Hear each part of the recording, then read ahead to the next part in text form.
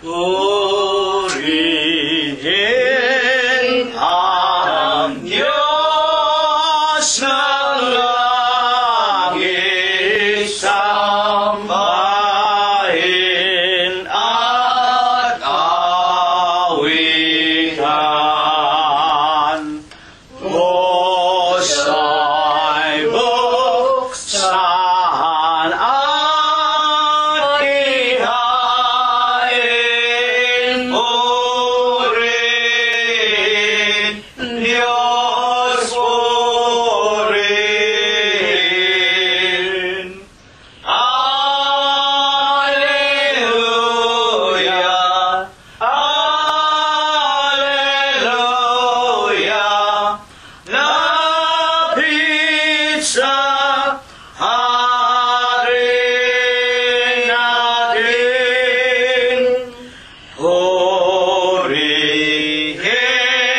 luwalhatin, biyaya at pagliligtas sa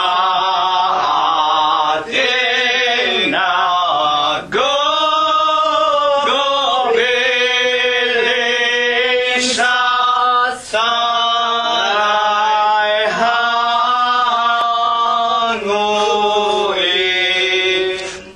Alleluia,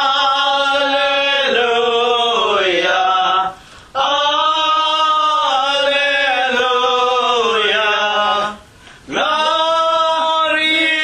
Gloria Patri Dei.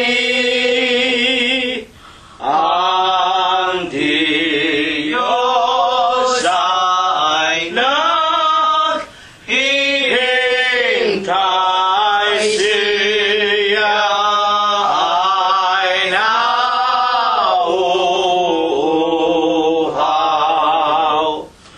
Dologin, dologin natin, sambahin, dumalangin. Alleluia, Alleluia, Diyos na maawain.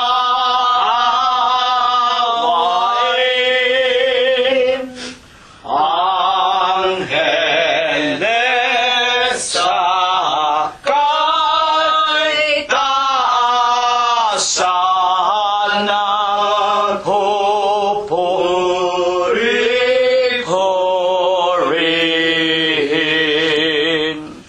Halina mga kapatid sa templo ng amang Diyos.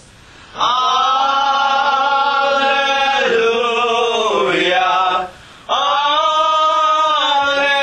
Alleluia, Diyos purihin, purihin.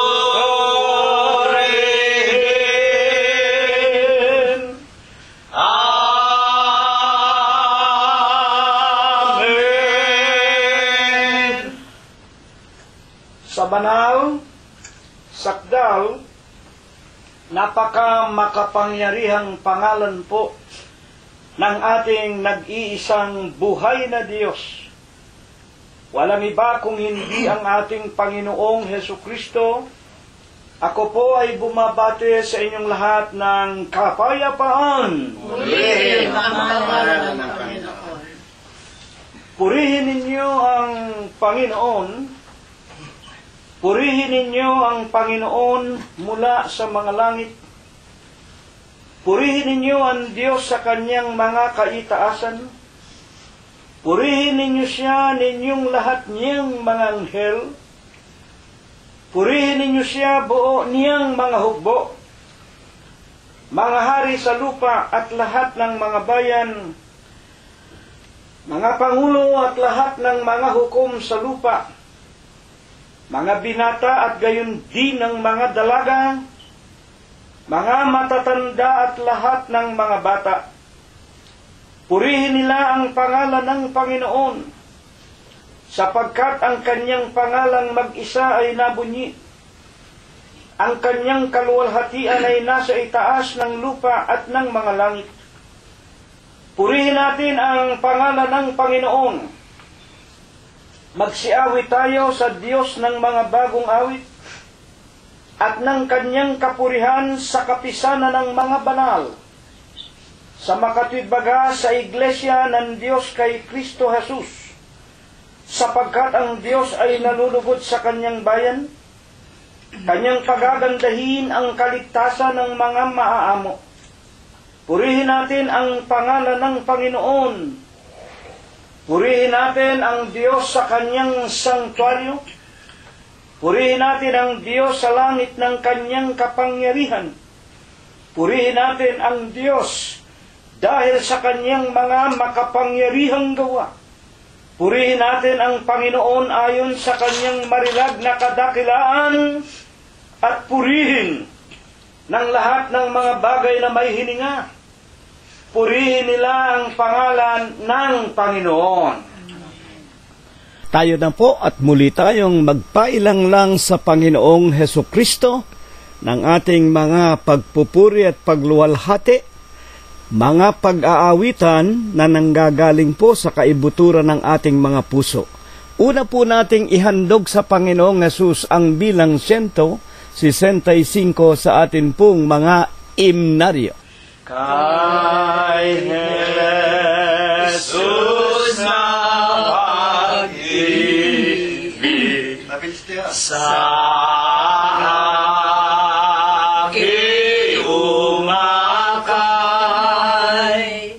upang mapalapit sa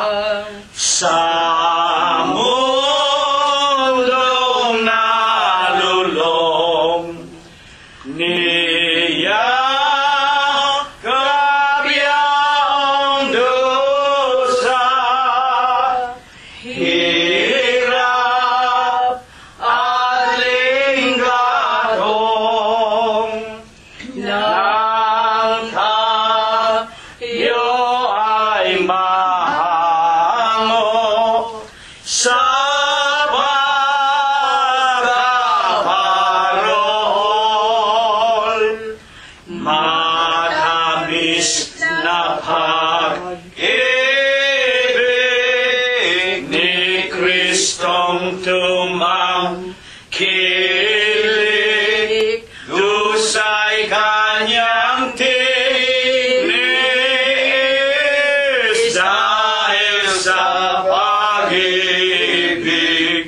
siya ay namatay, pagsintang dalisay, siyang tanging dahilan, karangalay hinubat,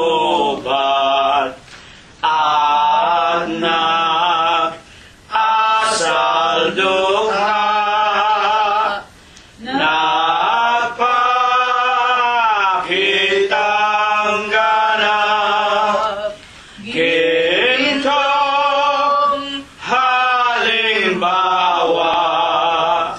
dahilan sa pagliyab ay nagpakababa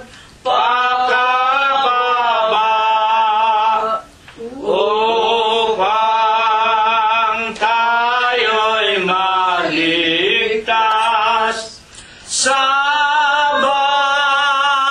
bangis ng sumpa. Matamis na pag-ibig ni Kristong tumangkilik, dusay kanyang tinis, dahil sa pag-ibig siya ay namatay, pagsintang dalisay, siyang tanging dahilan.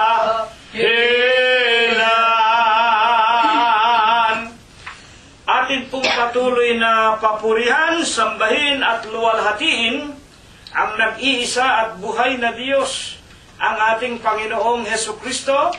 Numero 169 ang atin pong sunod na awitin. Kami tupang nawaglit sa pintuan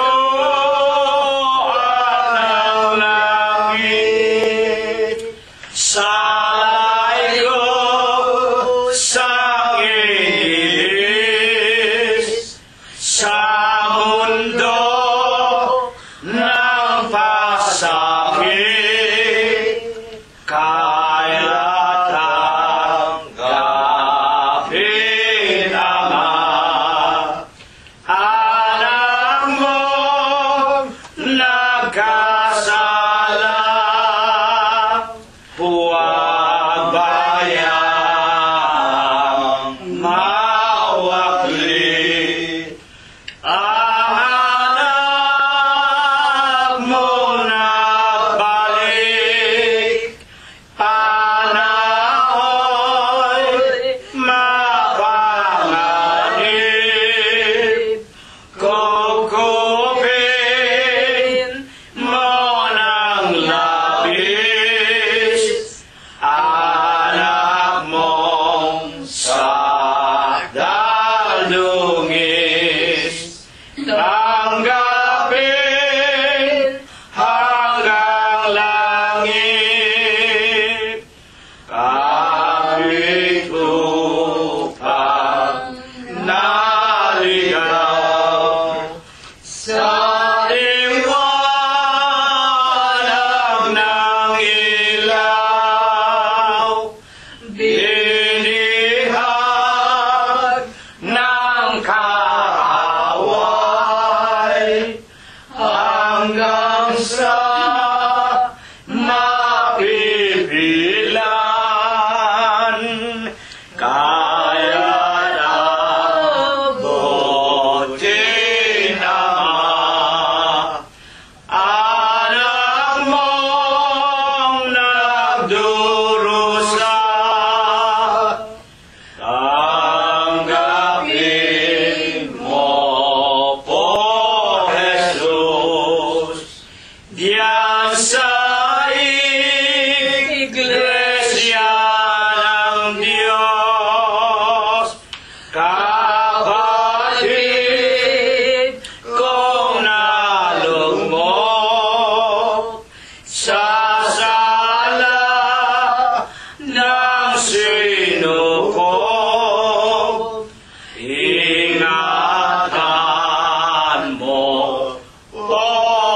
sila sa kulungan mo, Ama. Dakilang Panginoon po naming Diyos, Ama na lubha ka pong kagalang-galang, ikaw po ay Diyos na sadya ka pong kapita-pitagan, nag-iisa ka pong Diyos na buhay. Ikaw po ang may-ari, ikaw po ang lumalang ng lahat ng mga bagay, ang Diyos na pinakamakapangyarihan ka po sa lahat. Ama na sakbibika sa iyong pag-ibig, sagana ka po sa kagandahan ng iyong mga kalooban, napakadakila mo po sa iyong pagbibiyaya, datapwat ikaw po ay Diyos, napakabanayad sa iyong mga kagalitan. Ama na ikaw po lamang ang nag-iisa, ang buhay na Diyos, ang Diyos ni Abraham, ang Diyos ni Isaac at ni Jacob, Diyos ng iyong mga banal na propeta sa bansa ng Israel.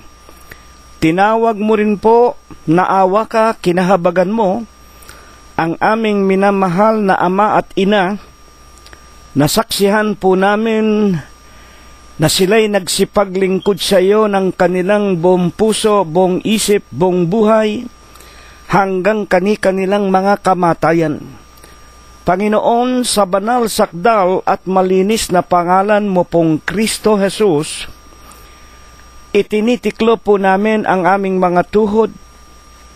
Una po dito sa iyong munti, maralita na bahay dalanginan sa Los Angeles, California, sa bawat tahanan ng mga lalaki at mga babae, na sa pamamagitan po ng karunungan na iyong pinalago sa huling araw, kinatok mo rin po ang kanilang mga puso, ikaw po ay kanilang pinagbuksan, tinanggap ka, pinakikinggan din nila ang iyong mga banal at dalisay mong mga aral, kasama rin po sa Espiritu ng aming mga kapatiran na itinuturing mo pong tunay na mananamba sa Espiritu mo po at sa iyong katotohanan.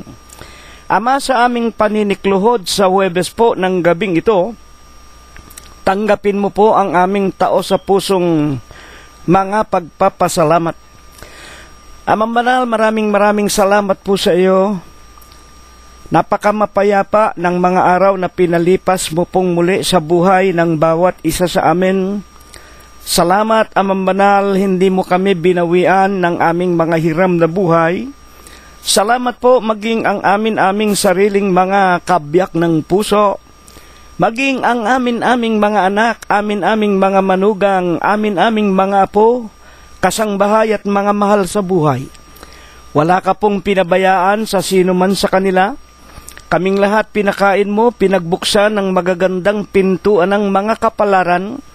Nilutas mo ang aming mga pang-araw-araw na suliranin sa aming pamumuhay. Pinagaling mo rin ang aming mga lupang katawan. At sa Huwebes po ng gabing ito, Amang Diyos, tanggapin mo po ang aming walang katapusan, tao sa puso naming pagpapasalamat, higit na nga po sa patuloy mong pagtuturo sa amin, pagpapakain at pagpapainom sa aming mga kaluluwa, ng iyong banal na ebanghelyo na tunay pong nagpapalakas ng aming pananampalataya na minsan po lamang ibinigay mo sa aming mga hiram na buhay. Ama naming Diyos, sinasamba ka po namin, pinupuri ka namin, niluluwalhati ang iyong banal, ang malinis mong pangalan, sa Espiritu mo po't sa iyong kagilagilalas na katotohanan. Panginoon naming Diyos, sa Huwebes po ng gabing ito, hayag sa iyo kung paanong ginamit namin ang ipinautang mong buhay, kagaling at kalakasan at ang mga nagdaang mga araw. Kung kami po'y nagkukulang pa rin at nangagkakasala sa iyo, huwag mo sanang gagawing dahilan upang hindi mo kami aralan sa Huwebes ng gabing ito. Panginoong Hesus, patawarin mo po kami sa lahat po ng aming nagawang kasalanan. Sa Huwebes po ng gabing ito'y tulungan mo po sana ang iyong hamak at wala mong kakabukabuluhang lingkod, na sana'y patuloy mong ituring na tulad sa isang mabuting kasangkapan.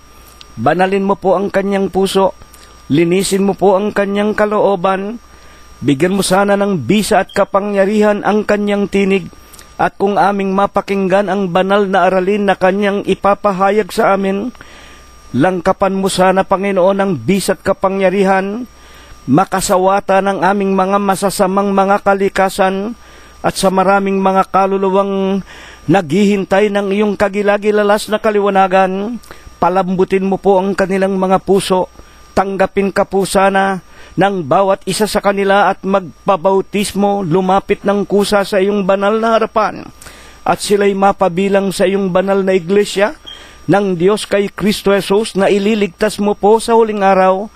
Panginoon naming Jesus, sumasampalataya kaming diringgin mo po ang aming mga samo at ang aming mga panalangin. Patuloy ka pong maghahari sa amin. Ikaw ang aming obispo, nag-iisang pastor, nag-iisang saserdote, ang nag-iisang Panginoong Diyos namin na tagapagligtas.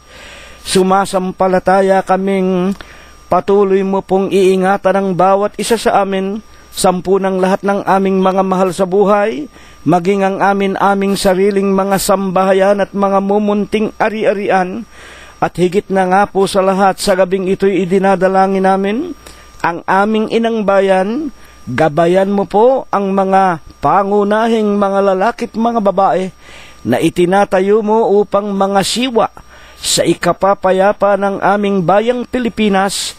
Patnubayan mo po silang lahat at gabayan.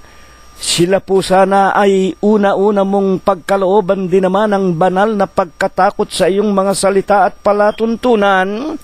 At kung sa gayon, Panginoon, makapangasiwa silang may kapayapaan ng naaayon sa iyong kalooban sa langit. Kung ano ang nais mo sa langit, ito po ang mga pangangasiwa na kanilang maisakatuparan sa ikapapayapa po, hindi lamang ng aming inang bayan, kung hindi, kung baga maaari ng buong sanglibutan. Panginoong Jesus, lahat po ng ito, idinadalangin po namin, isinasamo, ipinapakiusap namin, ibasbas mo po at ibendisyon sa aming lahat, sa pangalan mong Kristo Jesus, magmula po ngayon at magpakailanman. Amen. At ngayon po, mga ginigiliw, pinagpipitaganan at mga minamahal po naming mga tagapakinig. Una na nga po, charity must always begins at our own homes. Tawagin na po natin ang ating kasangbahay, ang ating mga asawa, ating mga anak, mga manugang, mga apo. At kung meron na po tayong panauhin, ipag-anyaya po natin ang ating Panginoong Jesus at ang kanyang ebanghelyo. Huwag po nating ikakahiya ang ating Panginoong Hesukristo. Tayo po ay magpapasimula na sa pinakabanal na bahagi ng ating pagkakatipon espiritual. Bagaman malalayo tayo sa pangangatawan, sa pamamagitan po ng karunungan na pinalago ng Panginoong Diyos na walang iba kung hindi ang Panginoong Hesukristo, sa kanya pong panukala na ipinasulat kay Propeta Daniel, mga humigit kumulang po ay mga 600 o 700 taon bago nagkatawan tao ang ating Panginoon. Ipinasulat na po niya kay Daniel Kapitulo 12 at versikulo 4, tatakan mo at isara mo na ang aklat, Daniel, hanggang sa katapusan ang karunungan tatakbo ng parito, ang karunungan ay lalago. Kaya nga po, ngayon meron tayong internet, may Facebook, may YouTube. Sa loob ng ating bahay, o kahit na tayo saang dako naroon ang sanglibutan, sa pamamagitan ng karunungan, itong IT, Internet Technology or Information Technology, wala na pong makakahadlang sa sino mang tao. Maririnig na niya ang ebanghelyo ng Panginoon na ang sinasabi ng Biblia, Romanos 10:17, sa pakikinig ng gagaling ang pananampalataya at ang pakikinggan ay mga salita ng Panginoong Hesukristo. Kung bakit po kailangang makinig tayo at magkaroon ng pananampalataya, sa Hebreo Kapitulo 11, versikulo 6, kung walang pananampalataya, hindi tayo magiging kalugod-lugod sa Diyos. At kapag hindi tayo naging kalugod-lugod sa Diyos, wala po tayong buhay na walang hanggan. Kaya nga po, napasulat, ang kasaysayan ng mga unang mga banal magmula pa kay Nunong Noah, gayon din po kay Propeta Enoch at Propeta Elias, maging ang mga iba't iba pang mga banal ng Diyos, ipinakikilala po na dahil sa kanilang pananampalataya, sila ay nakalugod sa Diyos. At bilang halimbawa ng kaluguran ng Diyos sa tao na may pananampalataya, si Enoch at si Elias hindi na niya binigyan ng kamatayan. Ito po ang ipinakikilala ng Iglesia ng Diyos kay Kristo Jesus. Wala po kami itinuturo kung hindi ang mga nakasulat sa Biblia. Hindi po mahalaga kung sino-sino kami. Ang mahalaga po yung ating pinakikinggan. Sa pakikinig, magkakaroon tayo ng pananampalataya, at ang pananampalataya sa kanyang Hebreo 11:1, ang kapanatagan sa mga bagay na hinihintay, katunayan ng mga bagay na hindi nakita ng mata. At alin ang pananampalatayang ito? Kanino ito dapat lamang natin ikapit? Alam po natin, San Juan, Kapitulo 14, versikulo 1, huwag magugulumihanan ang inyong mga puso. Magsisampalataya kayo sa Diyos, magsisampalataya kayo sa akin, kay Kristo Jesus. Bakit? 10:30 ng San Juan din, ako at ang Ama ay iisa. Kaya nga po, nasa Panginoong Hesukristo ang ating buhay, ang ating pag-asa, sapagkat siya rin po ang Diyos. Para mabigyan nating kaluguran ang Panginoong Hesukristo, mag-uumpisa na po tayong makinig ng paksa na kanyang inihanda para ating mapakinggan sa Huwebes po ng gabing ito. Buksan po natin, kunin natin ang ating mga Biblia. Kung meron Tagalog Bible tayo, tiyakin ninyo, yan in 1905 version. Hindi yung iba't ibang version ng iba't ibang iglesia. Tayo po, doon lang sa katotohanan. Tandaan po natin yan. Jeremias. Unahin natin sa Bibliang King James. 1611, pinanggalingan ng Tagalog. Jeremiah 13:23. Can the Ethiopian change his skin, or the leopard his spots? Then may you also do good, that are accustomed to do evil. Sa Tagalog po, Bibliang Tagalog 1905, makapagbabago baga ang Etiope ng kanyang balat o ang leopardo ng kanyang batik? Kung magkagayon, mga kagagawa naman kayo ng mabuti na mga bihasa na gumawa ng masama. Dito po ang pinagtutukuyan ng Diyos. Sa pamamagitan po ni Propeta Jeremias, tayo pong mga tao. Tayo po sa lahat ng nilalang pinakamahalaga sa Diyos. Hindi ang mga hayop, hindi ang mga tinatawag na iba't ibang nilalang ng Diyos. Tayo, sa lahat ng nilalang, tayo po ang nilalang niya para lamang sa ating Panginoong Hesukristo. Totoo po ba yan? Sa Efeso Kapitulo 2 at versikulo 10, sapagkat tayo ay kanyang gawa, nilalang tayo ginawa tayo ng Diyos, alam natin, iniukit pa tayo sa putik, sa lupa, sa alabok. Nilagyan pa tayo ng kanyang larawan. Bilang pagpapatunay na hindi tayo ginawang tulad lang ng mga hayop. Taliwas sa akala ng iba at ang iba pa'y nagtuturo, tayo raw dahil lang sa evolution. Hindi po totoo yun. Sa atin, ipinakilala, pinakamahalaga ang tao, tayo ikay kanyang gawa, hiningihan pa ng hininga ng buhay, binigyan pa ng kanyang anyo o ng kanyang wangis. Kaya nga tayong mga tao naging kaluluwa na may buhay. Tayo lang ang nilalang na may kaluluwa. Yung mga hayop walang kaluluwa yon, mga tagapakinig po namin. Tayo'y kanyang gawa. Nilalang kay Kristo. Tayo po, nilalang para sa ating Panginoong Hesukristo. Para ano? Upang lumakad. Saan?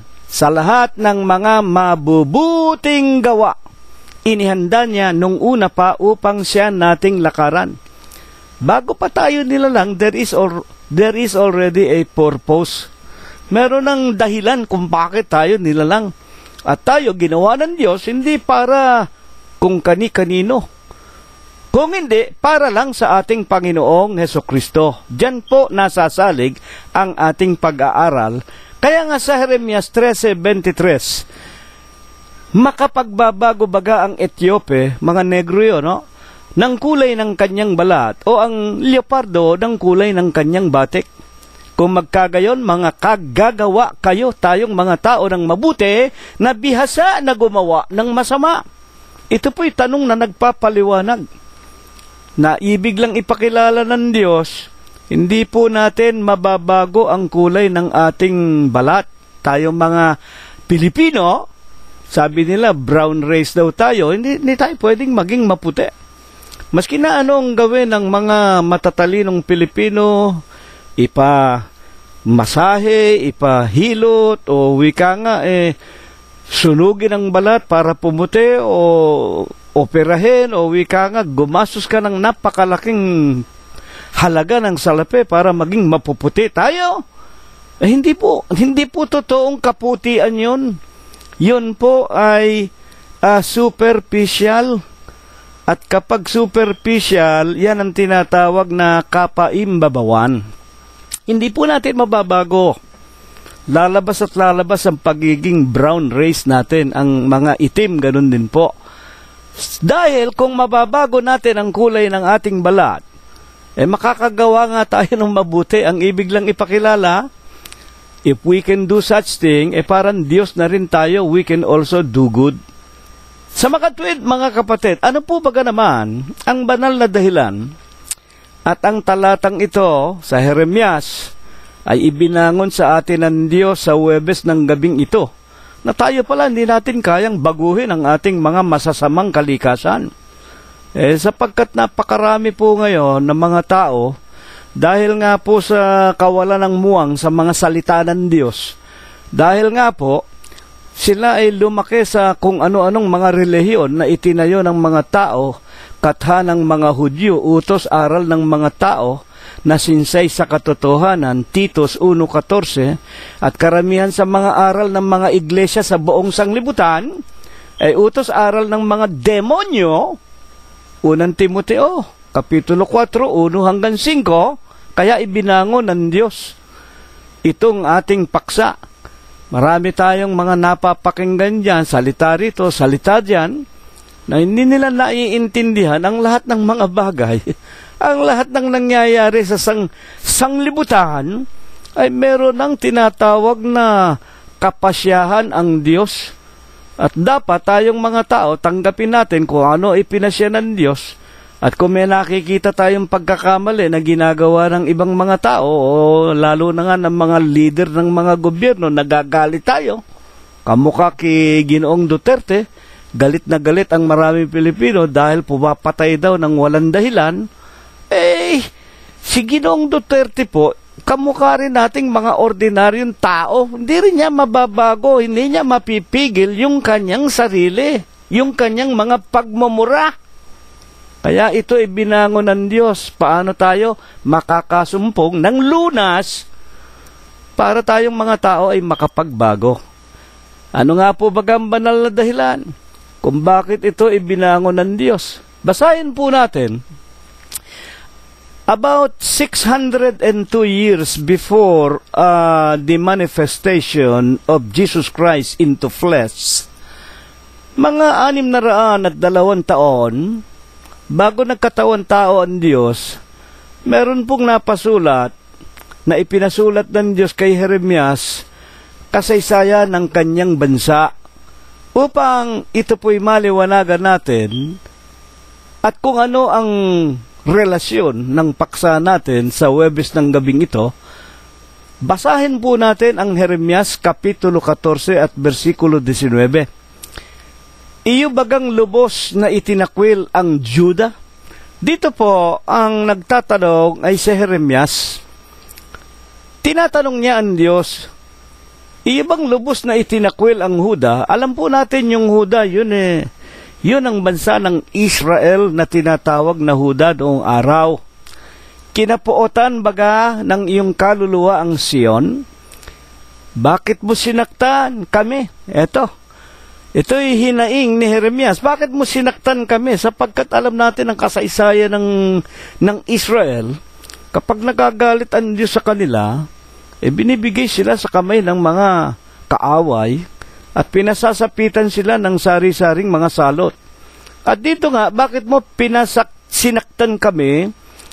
Walang kagalingan sa amin, kami ay nangaghihintay ng kapayapaan. Ngunit walang mabuting dumating, walang kabutihang dumating. At ng panahon ng kagalingan, narito nang lulupaypay kami. Ang wika ni Jeremias. 14:20. Aming kinilala, O Panginoon, ang aming kasamaan at ang kasamaan ng aming mga magulang sapagkat kami, ang mga Israelita, ang mga Huda, ay nangagkasala laban sa iyo. Mga tagapakinig po namin. Sa mga tuwid, ito'y ibinabango ng Diyos na ang tao hindi makapagbabago ng kanyang sarili maliban na po na ang tao ay magkaroon muli ng kaugnayan sa Diyos.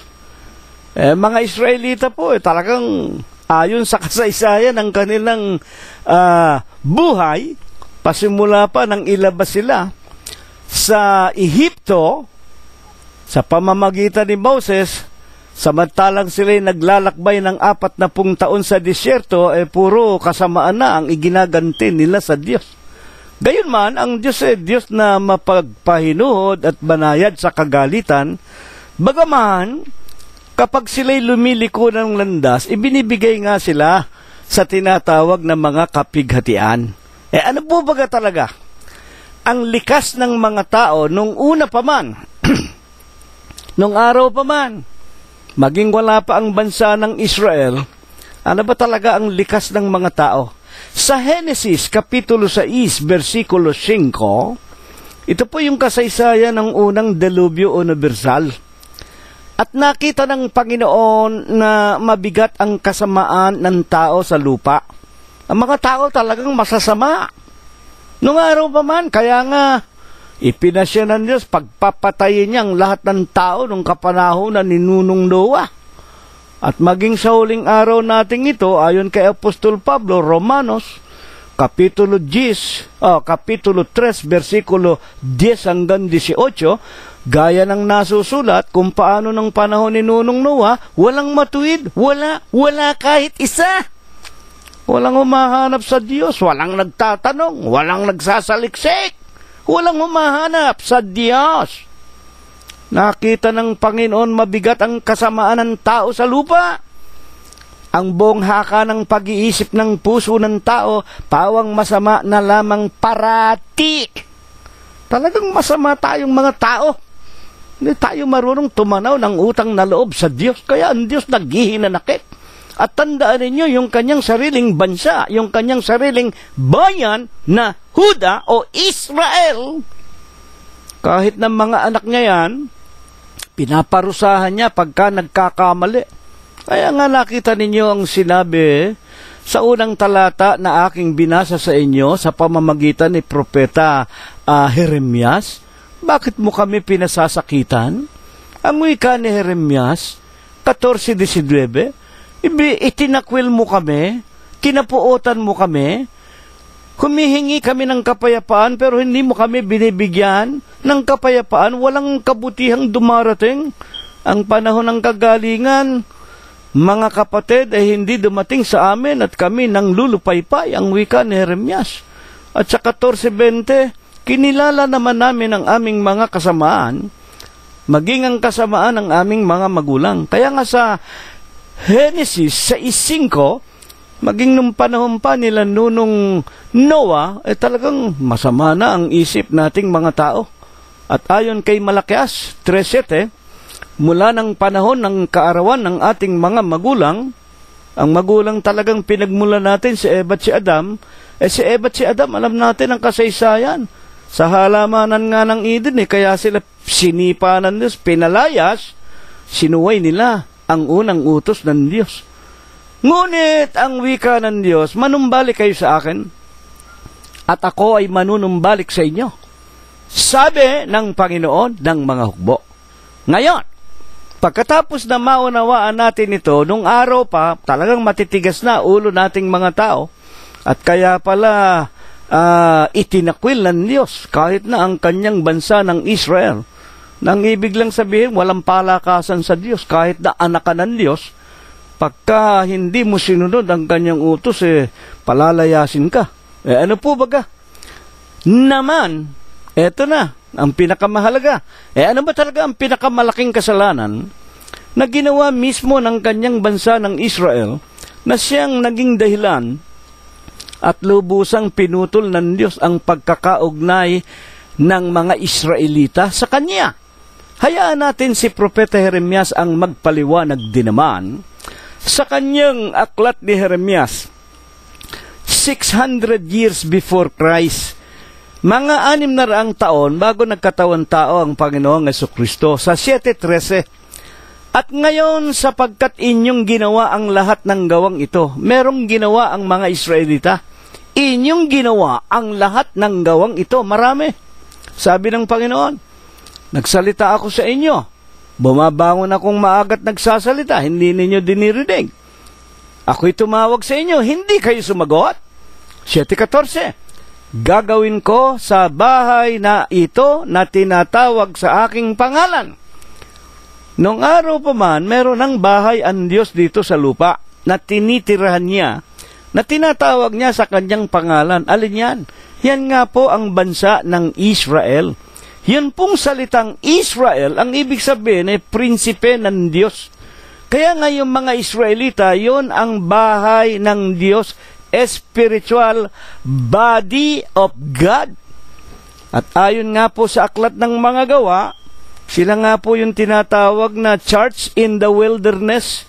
Pag binabanggit po yung salitang church, galing sa salitang Griego, ecclesia, the body of God. Ano ang sinabi ng Diyos? Ginawa ninyo ang mga bagay na ito, gagawin ko naman ito sa inyo o sa bahay o sa Israel na tinatawag sa aking pangalan. Ano ang gagawin ng Diyos? 7:16 ng Jeremias. Jeremias, huwag mong ipanalangin ang bayang ito. Eto, huwag mo ipanalangin, ni palakasin man ang daing patungkol sa kanila, ni idalangin mo man, o mamagitan man ikaw sa akin, sapagkat hindi kita diringgin. Ang ibig sabihin, walang kapatawaran, sapagkat ginawa ninyo ang mga bagay na ito. Tinawag ng Diyos Jeremias, huwag mo na ipanalangin ang Huda, huwag mo ipanalangin ang Israel. Mga kapatid, marahil, tinanong ni Jeremias ang Panginoon Diyos, bakit naman ayaw mong ipanalangin ko? Inaamin naman ng iyong mga anak ang kanilang pagkakasala. O 7:17, bakit? Ano ba ang pagkakasalang ginawa ng iyong mga anak? Hindi mo ba nakikita, Jeremias 7:17, hindi mo ba nakikita kung ano ang kanilang ginagawa sa bayan ng Huda? at sa mga lansangan ng Jerusalem. Ano ba ginagawa ng mga Israelita? Sa mga lansangan sa bayan ng Huda at sa lansangan ng Jerusalem. 7:18. Ang mga anak ay nangamumulot ng kahoy, ang mga ama nagpapaningas ng apoy. Eto po, yung mga anak pala ng mga Israelita, yung mga kabataan namumulot ng kahoy. At yung mga tatay nila naghahanda na ng pamparingas, apoy. Ano naman ang ginagawa ng mga asawa ng mga Israelita at ang mga babae? Nangagmamasa ng masa upang igawa ng mga tinapay ang reyna ng langit at upang magbuhos ng mga handog na inumin sa ibang mga Diyos upang kanilang mungkahiin ako sa galit. Ayan.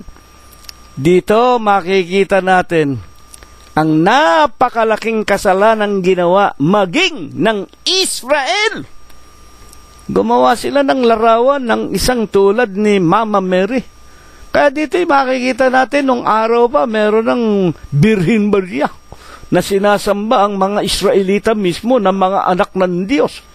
At ito ang pinakamalaking kasalanan. Bakit malaking kasalanan na magagawa ng isang tao? Walang kapatawaran. Ang Diyos mismo nag-utos kay Jeremias, huwag mong ipanalangin. Mga kapatid, hindi kita pakikinggan. Huwag mong ilakas ang tinig mo sa kanila, patungkol sa kanila. Hindi ako makikinig sa iyo. Ang ibig lang sabihin, walang kapatawaran niya. Bakit? Bakit po, kapag ang isang tao pala gumawa ng larawan o ng mga birhen, ng mga santo, ng mga kung sino-sinong mga matagal ng mga patay na mga tao o anumang mga bagay, maging larawan ng mga hayop o mga inanyuan, mga kapatid, pag ito'y ginawa pa rin ng mga tao at sinamba, pinaglingkuran, prosesyon at ipinaghanda yung mga piyesta-piyesta. Mga kapatid, yun pala galit na galit pala ang Diyos dyan at saka wala palang kapatawaran yan. Hindi ka, kahit ipanalangin mo, hindi ka pakikinggan ng Diyos. Bakit nga po ba gayon na lamang ang pagkagalit ng Diyos sa kanya mismong bayang Israel na sila'y gumawa at sumamba sa mga larawan na kanilang inanyuan? Buksan natin ang kasaysayan. Pagkatapos na ilabas ng Diyos sa pagkaalipin sa kamay ni Paraon ang bansa ng Israel sa loob ng halos 400 taon, sa pamamagitan ng isang makapangyarihang kamay, sinugo ng Diyos ang lalaking si Moises. Alam natin ang kasaysayan. Nangyari po ang malawakang exodus o paglabas ng mga anak ng Diyos sa pagkaalipin. At ano ba ang ipinag-utos ng Diyos? Ano ang unang-unang ginawa ng Diyos na ibig niya na ipatupad sa kanyang bansa na Israel? Exodus Kapitulo 20, versikulo 1 hanggang 5. Ito ang dahilan kung bakit ang kanyang sariling bayan isinumpa niya, nilagot na niya ang pagkakaugnayan nila, ayaw na niya na tulungan pa ang kanyang sariling bayan, pinalayas na niya. Mga kapatid, bakit? Ano bang ginawa nila? Sinadya nila. Exodus 20, 1 hanggang 5. At sinalita ng Diyos ang lahat ng salitang ito na sinasabi, ako ang Panginoon mong Diyos na naglabas sa iyo sa lupain ng Ehipto, sa bahay ng pagkaalipin.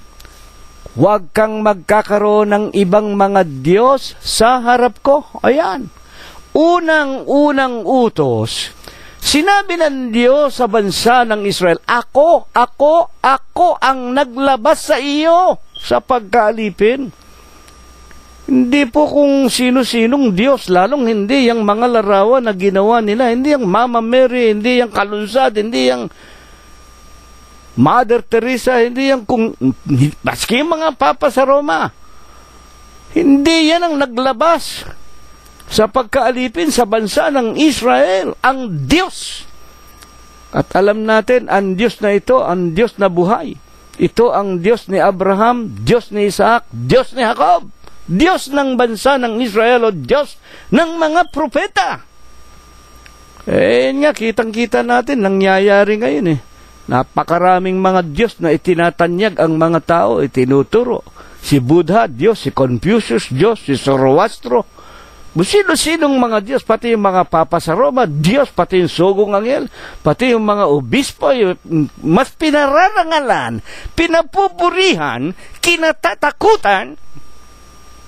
Sindami ng buhangin sa dagat ng mga tao, yung kanilang mga obispo, kaysa matakot sa tunay na Diyos, na ito ang Diyos na naglabas sa bansa ng Israel sa pagkaalipin, na itinuturo ng Biblia, Exodus 21-5. Ituloy natin, 24 ng Exodus din.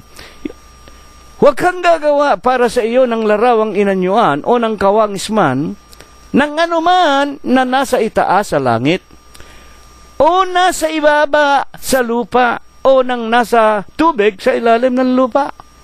Ay, napakaliwanag po nito Unang utos, huwag tayong magkakaroon ng ibang Diyos maliban sa Diyos ni Isaac, ni Abraham, ni Jacob, bansa ng Israel, Diyos ng mga propeta ng bansa ng Israel. Naglabas siya! Ang naglabas. Nagbigay ng kaligtasan sa mga Israelita. Pagkatapos ginawa ninyo larawan ng babae, pinagpuprosesyon ninyo sa mga lansangan ng Huda at Jerusalem. At ang ikalawang utos, huwag kang gagawa para sa iyo ng anumang larawang inanyuan ng nasa langit. Ano ba mga nasa langit? Alam natin. Ang buwan, ang araw, ang bituin. Sinasabi ng marami, mga anghel, yung kung ano-ano. Huwag kayong gagawa ng anumang larawan na nasa ibaba sa lupa at nasa ilalim ng tubig sa lupa, sa ilalim ng lupa. 25 na Exodus. Anong pinakamahigpit? Huwag mong yuyukuran sila o paglilingkuran man sila, sapagkat akong Panginoon mong Diyos ay Diyos na mapanibughuin, seloso. Dadalawin ko ang katampalasanan ng mga magulang, ang inyong mga kasalanan. Dadalawin ko sa mga anak, sa inyong mga anak, hanggang sa ikatatlo, sa ikaapat na salin ng lahi ng mga napupuot sa akin. Hindi nyo nalalaman.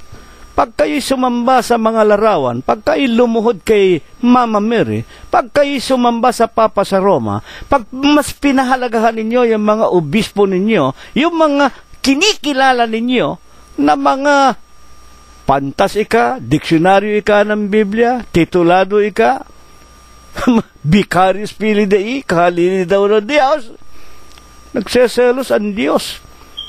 At ang kasalanan ninyo, maaaring sa ngayon hindi kayo tumatanggap pa ng katampatang kaparusahan, pero tandaan ninyo, sinasabi ng Diyos, susumpain ko, dadalawin ko ang kasalanan ninyo hanggang sa ikatatlo't ikaapat na salin ng lahi, kayo na mga napopuot sa akin. Hindi nyo naintindihan yan. Ngayon gumawa pa kayo ng Mother Teresa, mga kapatid at mga magulang. Hindi ba kayo natatakot sa Diyos? Kaya nga, bilang pagpapatunay na talagang walang kapatawaran ang paggawa at pagsamba sa mga larawan, ano ang sumpa o saan itinatalaga ng Diyos ang mga taong ito, yung mga relihiyon na ito, na sumasamba sa mga ginawa ng kamay ng tao. Apokalipsis 21:8, sa mga duwag, sa mga hindi mananampalataya, at sa mga kasuklam-suklam, sa mga mamamatay tao, ayan, sa mga mapakiapid, sa mga mangkukulam, manggagaway, at sa mga sa mga mapagsamba sa Diyos-Diyusan, at sa lahat ng mga sinungaling, ang kanilang bahagi sa dagat-dagatan, nagniningas na apoy at asupre, ito ang ikalawang kamatayan. Kamatayang walang katapusan sa Hades ng pagdurusa. Ang kukunin natin dito, ang pinakapunto, saan itatapon ng Diyos, itatalaga ng Diyos ang ayaw umalis sa pagsamba sa larawan, sa mga mapagsamba sa Diyos-Diyusan.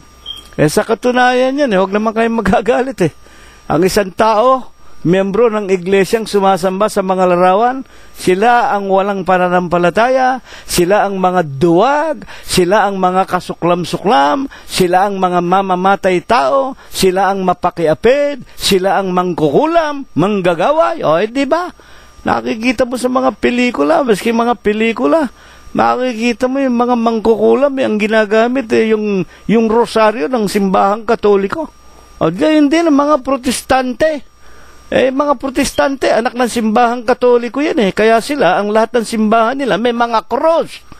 Nagbibinyag din ng bata. May mga Christmas party rin sila. Meron din silang mga, kung ano-anong Father's Day, Mother's Day. May bigayan din sila na aginaldo. Tinamaan ng sinalibad ng, hindi kayo nagbabasa ng Biblia. Lahat ng bagay na yan, kamuhi-muhi sa pangalan ng Panginoon. Sa paningin ng Diyos. Susumpain kayo, tatapon kayo sa impyerno. Ano po ang pinakabanal na aral o mensahe sa atin ng Diyos? Tungkol sa ating paksa sa Jeremias, makapagbabago baga ang Etiope ng kanyang balat o ang leopardo ng kanyang batik? Kung magkagayo, mga kagagawa din naman kayo ng mabuti, kayo na mga tao na bihasa sa paggawa ng masama. Jeremias 13:23. Nga dito, mga kapatid, pinakikilala na tayong mga tao talagang nung araw pa masasama na, mga tagapakinig po namin, at tayo po hindi natin mababago ang ating kasamaan. Lalo na nga po kung hiwalay tayo sa Diyos, kamukha ng mga nangyayari ngayon sa bansa ng Israel. Alam natin yung mga Israelita hanggang ngayon, yung mga Hudyo, sa halip na manumbalik sa Panginoong Jesucristo, sino ang sinasamba ng mga Hudyong ito? Ay, di yung the Wailing Wall, yung tabiki, yung tinatawag na bakod na natira, yung patibayan ng Templo ni Solomon. Doon sila umiiyak, doon sila lumuluhod, doon sila nananalangin. O may papa sa Roma pa, nagpunta ron. Nakikiisa sa mga Hudyo. Mga kapatid, sipin mo yun. Bakit yung mga adobe ang inyong iniiyakan? Mga kapatid, ba't yung adobe ang inyong pinapanalanginan? Di ba gawa rin ng kamay ng tao yan? Talagang matigas ang puso ninyo. At sa katunayan, ang mga Israelita, yung mga Hudyo, sa halip na tanggapin ang Kristo, pakawalan si Barabas. Ipako sa krus ang Kristo. Hindi nila tinanggap yung Mesaya. Hindi nila tinanggap yung Diyos na nagkatawang tao. Ang tikas ng ulo hanggang ngayon. Sumpa pa rin ang Diyos ang pinagtatalagahan sa inyo. Kayong mga Hudyo, huwag kayong magagalit sa akin. Kung gusto niyo, surugin na ninyo ang Biblia. Ngayon, ano nga ang aral? Mga kapatid, na ibig na ituro dito sa atin, na ang aral dito, hindi natin mababago ang ating masasamang kalikasan. Maliban na tayo ay manumbalik na muli sa Diyos, malibang magkaroon tayo muli ng kaugnayan sa Diyos, at saka lamang niya pakikinggan ang ating panalangin, at saka lamang niya, wika nga, tatanggapin ang ating pagsisisi. Totoo ba yan? Buksan natin ang Isaiah Kapitulo 1, versikulo 18 at 19. Magsiparito kayo sa akin. Ang wika ng Panginoon Diyos, hindi ko nababasahin lahat. Ang wika ng Panginoon Diyos, magsiparito kayo sa akin.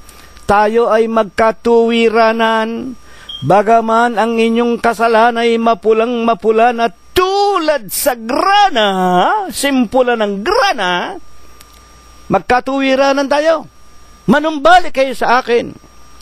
Ang wika ng Panginoon Diyos, papuputiin ko kayo na tulad sa mga balahibo ng bagong paligo ng mga tupa. Paanong paraan tayo lalapit, manunumbalik sa Diyos? 1:19 ng Isaias din po, kung kayo ay magkukusa. Magkukusa tayo. Dito ang aral, hindi ko maitutuwid yung sarili ko. Kamukha halimbawa, nakikita natin, masama si Duterte, mamamatay tao, mayroon ikang DDS, mura dito, muro dyan, PUTA. Galit na galit kayo kay Ginoong Duterte. Ito nga ang ganda ng tinuturo sa atin, hindi makapagbabago ang tao maliban na magkaroon siya ng ugnayan sa Diyos. Bakit kapatid na Cirilo sinasabi ninyo? Si Ginoong Duterte halal ng Diyos. Totoo naman po yun Mapapasubalian ba natin ang Romanos 13:1? Ang bawat kaluluwa pasakop sa matataas na mga kapangyarihan sapagkat walang kapangyarihan na hindi mula sa Diyos. Lahat po ng kapangyarihan inilagay ng Diyos. Pero hindi ang ibig sabihin, ang bawat hari, ang bawat reyna, ang bawat wika nga autoridad ng mga matataas na mga tao papasok sa langit. Hindi po. Inilagay ng Diyos. Pero hindi ang ibig sabihin, mga anak na sila ng Diyos. There is a purpose for everything. Hindi nyo naiintindihan kasi. Sa huling araw na ito, ang wika ng Panginoong Jesucristo sa Mateo 24, magkakaroon ng isang malaking kapighatian sa buong sanglibutan na hindi pa nangyari magmula nung una, ni mangyayari pang muli. Kapighatian, yan ang dapat ninyong asahan. May darating na kapighatian na malibang paikliin ang kapighatian ngayon, walang laman na makakaligtas. Hindi nyo kasi binabasa ang Biblia. Kung bakit merong Duterte, kung bakit merong tinatawag Mao Zedong, kung bakit merong diktador na kamukha nila Fidel Castro, kung bakit bumangon si Ferdinand Marcos. Ang lahat ng yan ay kaparaanan ng Diyos para maganap ang huling araw na sinasabi niyang ang buong sanglibutan daranas ng kapighatian. Kapighatiang hindi nangyari maging nung araw pa na malibang paikliin ang mga araw na yon walang laman na makakaligtas. These are all planned by God. Mga kapatid, pero hindi nangangahulugan, inilagay niya yung mga presidente, mga hari, na sila'y papasok na sa langit. Kung gawin nila ang katwiran ng Diyos. Kaso nga, yan, sinasabi ninyo, sumasama na, kumikiling na sa komunismo, wala tayong magagawa. Mga kapatid, kung ang Diyos ang naglagay kay Ginoong Duterte, kung ang Diyos ang naglagay kay Obama, kung ang Diyos ang naglagay kay Fidel Castro, ang naglagay kay Mao Zedong noong araw, ang naglagay sa mga leader ng mga komunista ngayon, di pabayaan natin ang Diyos. Siya rin ang mag-aalis. Tayo mga tao, daldal tayo ng daldal Sa social media, galit na galit tayo kay Duterte. May magagawa ka ba? Mahirap sa atin ang sumipa sa matulis. Kaya nga, ano pa ang aral? Naibig ipakilala ng Diyos dito sa ating napakagandang paksa. Buksan ninyo ang Efeso 2:11.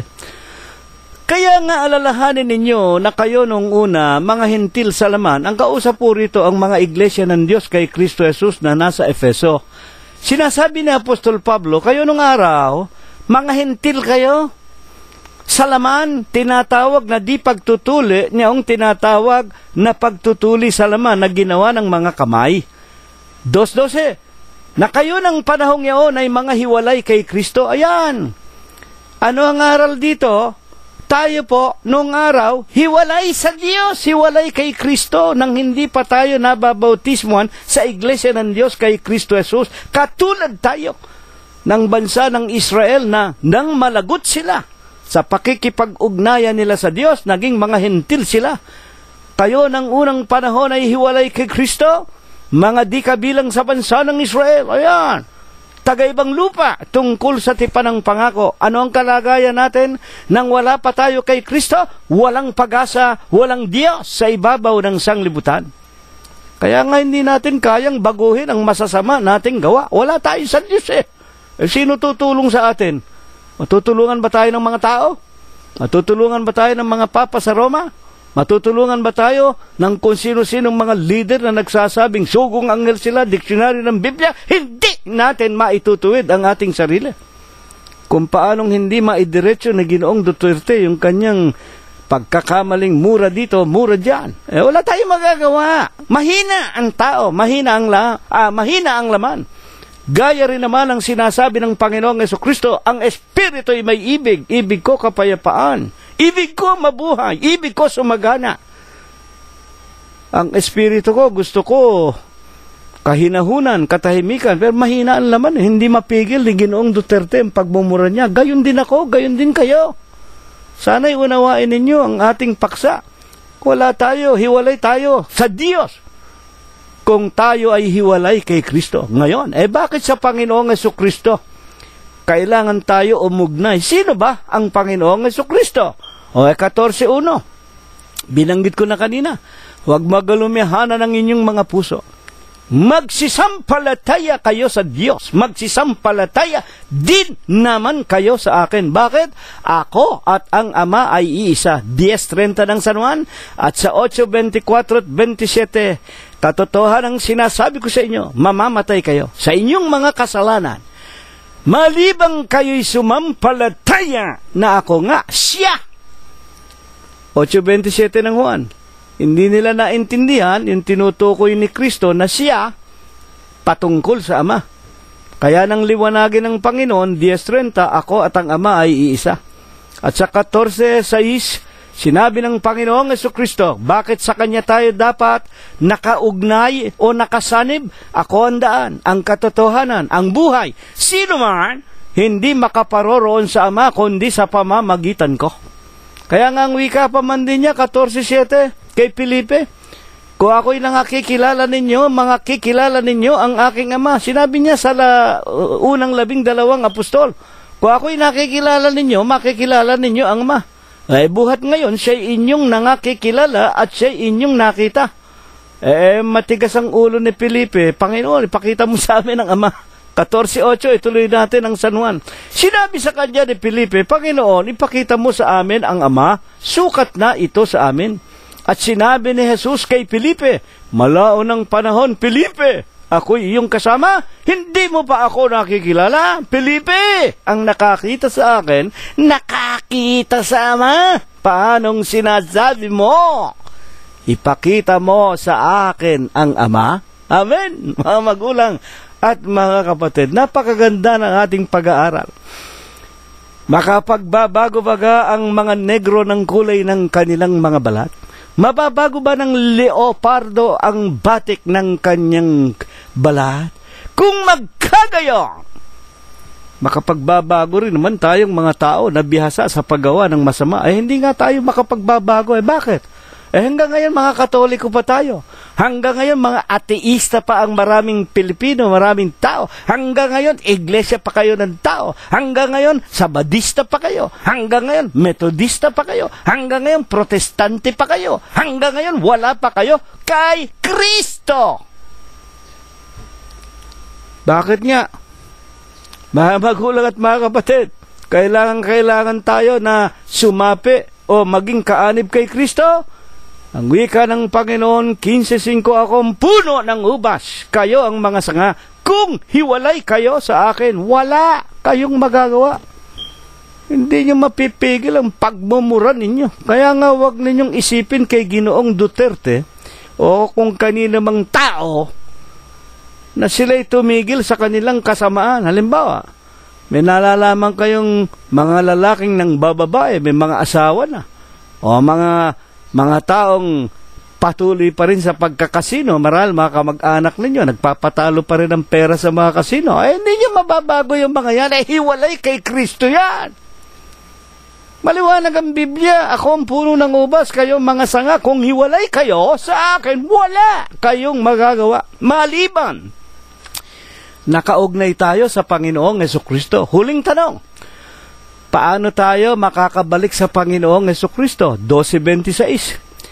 Kung ang sino man ay nagnanais maglingkod sa akin, 12:26 ng Juan, ay sumunod sa akin. At kung saan ako naroon, doon ang lingkod ko. Saan ba naroon ang Panginoong Jesucristo? Colosos 1:18. Si Kristo ang ulo ng katawan. Ano ba katawan? Katawan ng Diyos. Iglesia. Mga kapatid, ano ba ang pangalan ng iglesia na itinayo niya? Mateo 16:18. Sa ibabaw ng malaking batong ito, itatayo ko ang aking iglesia, anyo 32, siyudad ng Jerusalem ng Judea. Itatayo ko ang aking iglesia. Unang Tesalonica 2:14, kayo mga kapatid, nagsisitulad sa iglesia ng Diyos. Saan naroon? Na nasa Judea, sa Israel, sa Jerusalem. Itinayo niya, anyo 32, tutularan na lamang natin kay Kristo Jesus. Saan siya naroon? Sa iglesia ng Diyos kay Kristo Jesus. At siya nga ang tagapagligtas ng katawan sa makatwid ng iglesia. Efeso 5:23 at 25, basahin ninyo. Ito ang iglesia na binayaran niya ng kanyang sariling dugo sa bundok ng Kalbaryo, aklat ng mga gawa. Mga kapatid, 20:28. At itong iglesia ng Diyos, ito ang bago at buhay na daan. Hebreo 10:19-21, ang bago at buhay na daan sa dugo at katawan ng ating Panginoong Hesukristo. Iglesia ng Diyos kay Kristo Jesus. At dito binabanal ang mga taong mga makasalanan. Unang Korinto 1:1 hanggang 2, sa mga pinapagiging banal kay Kristo Jesus. At ano ang ikatitiyak natin para patawarin niya tayo, makapagbago tayo, mapigil natin ang pagmumura, ang pambababae, ang pagsusugal, ang paglalaseng, ang pagdodroga ng illegal drug? Unang Korinto huling talata 15:1 at 2. Ipinaalaala ko sa inyo, mga kapatid, ang ebanghelyo na sa inyo ay aming ipinangangaral, na inyo namang tinanggap at pinananatilihan. 15:2. Sa pamamagitan naman ito ng ebanghelyo, itong tinuturo namin Huwebes at Linggo.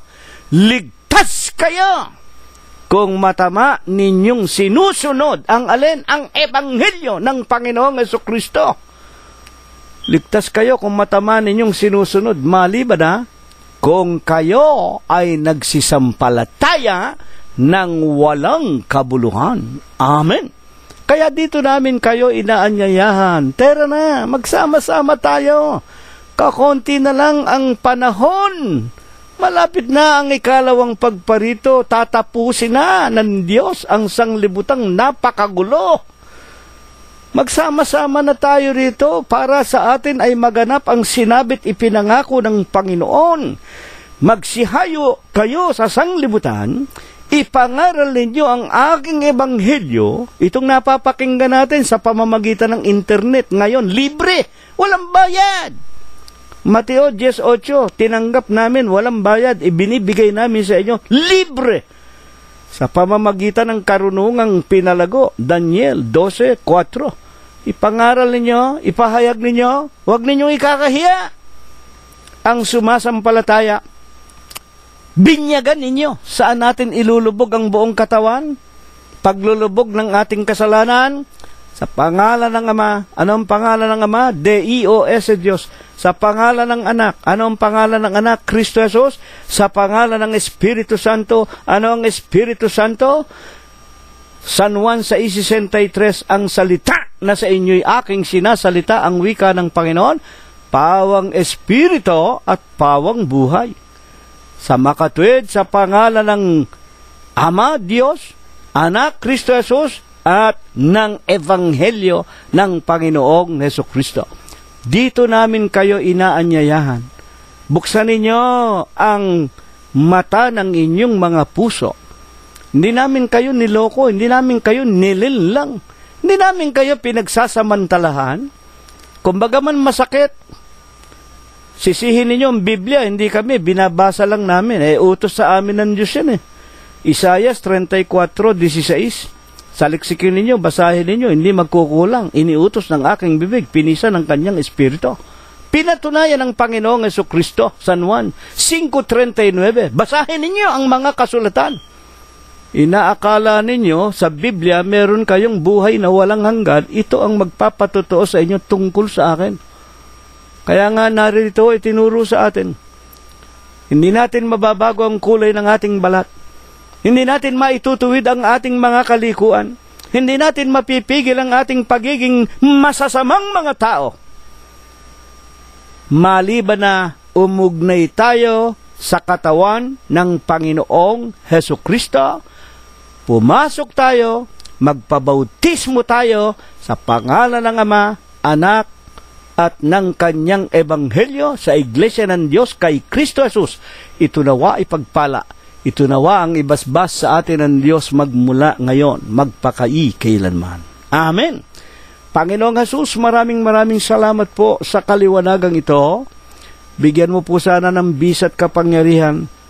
Tulungan mo po sana ang marami pang mga kaluluwa na makaunawa at makakilala ng iyong banal na katotohanan. Tawagin mo rin po sana sila.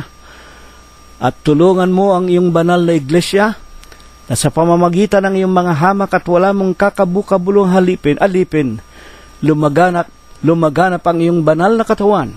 Sa ikalawang pagparito mo po'y marami kaming magsasama-samang papasok doon sa ipinangangako mo pong buhay na walang hanggan. Amang banal, ipagkaloob mo sa amin ang iyong banal na pagpapala. Nakikiusap po kami sa iyo. At ngayon ay tanggapin natin ang walang hanggang pag-ibig, walang hanggang pagbibiyaya, pakikipisan, kaaliwan, pamamatnubay at ang kagalingan.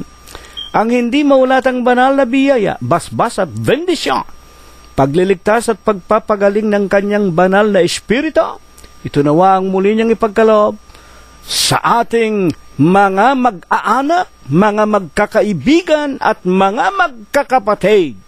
Ipaabot hanggang sa ating paghanap ng ikabubuhay sa araw-araw, sa loob at labas ng ating mga dampang tahanan at sa buong kalaganapan ng Iglesia ng Diyos kay Kristo Jesus, magmula ngayon, magpakai kailanman. Amen!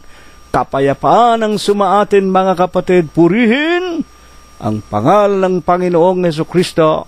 Salamat po sa inyong lahat. Magandang gabi po hanggang sa darating na linggo kung tayo po ay binubuhay pa. Salamat po sa inyong lahat.